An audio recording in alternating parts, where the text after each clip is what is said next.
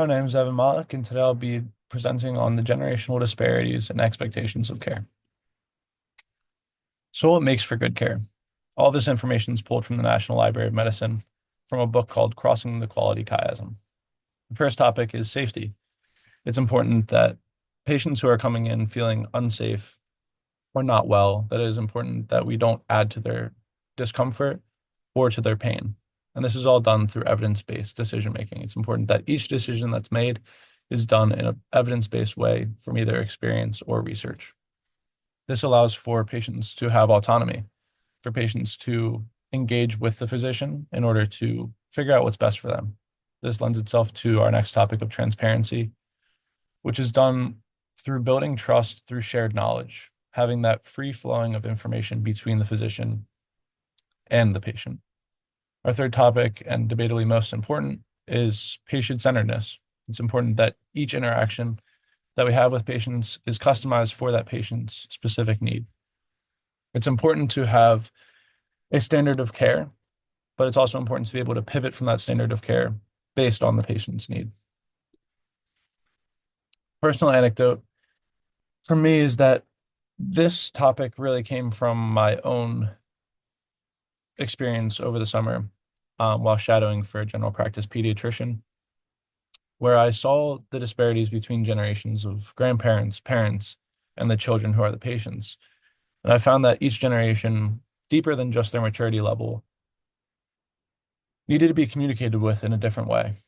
And each expected a different thing from the physician. And it was interesting to see the physician that I was shadowing pivot between each generation, even within the same room. So this lends itself to our first generation of the silent generation between 1928 and 1945. This generation grew up with conflict and financial hardships between World War II and the Great Depression. This lends itself to values in the physician opinion, which is also a function of loyalty, as well as hardworking and respect for authority. When communicating with this generation, it's important that it's face-to-face, formal, and even sometimes written down for patients to take home. There's not much of an appreciation for the digital age in this generation, so it's important that we accommodate for that. There's a loyalty between this generation and their healthcare providers that's important to acknowledge and to appreciate. Some tips for interacting with this generation.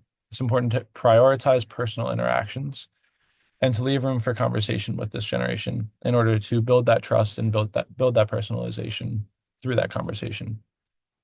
But this conversation should remain respectful and formal, using things like Mr. and Miss, because having that respect for that authority and for their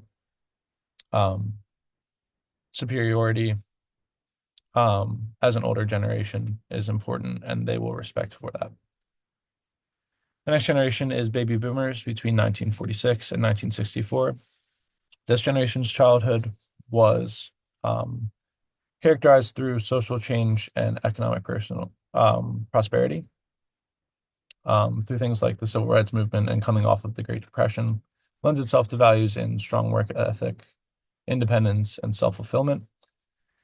Their communication style tends to be face-to-face, clear and direct, as well as conversational. So having this good balance of being very clear and direct with what you're trying to say, while also leaving room for conversation outside of just healthcare matters. This generation also has a deep loyalty with their healthcare providers, so it's important that that's appreciated. Tips for interacting with them, accommodating for each patient's comfortability level is very important. Meeting them where they are, and allowing room for that conversation to build trust and relationship. The next generation is Generation X between 1965 and 1980. Their childhood was characterized by new technology and innovation. They're known as the sandwich generation because they're kind of sandwiched in between generations that are very inept to the digital age and some that are not as inclined to interact with digital matters.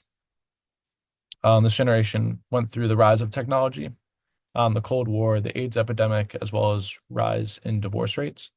This lends itself to independence, adaptability, as well as skepticism. their communication style that they prefer is something that's very honest as well as evidence-based. Like I said, they're very skeptic. So it's important to have each thing that we bring up and each suggestion that we have is evidence-based, and that evidence is given to the patient. This generation's view on technology varies. So some like technology, some don't. So being able to pivot between that is very important as well. Tips for interacting with them. It's important to provide convenience with clear communication and accommodations. Millennials are from 1981 to 1996. Their childhood was during the crisis of 9/11, as well as the rise of globalization, which lends itself to values in collaboration, convenience, efficiency, and importance in health, as well as research. This is the first generation to really have technology at their fingertips, so it's important that our communication is very clear and concise because many of the patients from this generation have done their research, and it's important that we also do ours. So communicating with them should be transparent and open. Being able to have that conversation with them and involve them in the decision making is very important. This generation is less loyal than the previous generations and is more likely to base their decisions based on research. So it's important that each interaction is positive, as it's seen in the tips. It's very important to be transparent, accessible online, and keep interactions positive because this generation is quick to pivot from physician to physician and less likely to be loyal. Generation Z is from 1997 to 1910. This is a generation that I'm in. The childhood aspect of this generation was deeply engulfed in social media and internet influence. So a lot of decisions made by this generation is based on the internet and social media. Their values are in independency, diversity, authenticity, nutrition and health, and social status. Communication should be quick. It should be able to accommodate for visual representations of explanation, as well as being accessible. This generation is known as being the most demanding due to this high internet presence in this generation, which lends itself to having this generation be very inept to go on Google and look up their symptoms. So physicians are often battling with what they like to call Dr. Google. So it's important to, when interacting with this generation, have a strong digital presence yourself and a strong understanding of what it's like to be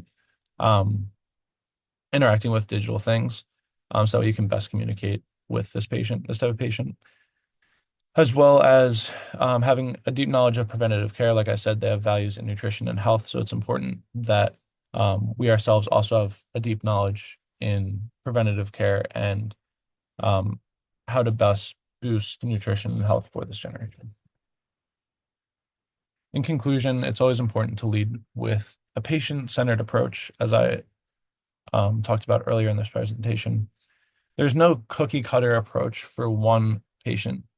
So even generation to generation, there are these different disparities, but this doesn't mean that each thing that I've laid out today is going to apply to each person in that generation. So it's important to also acknowledge that and be able to pivot still based on the patient's need.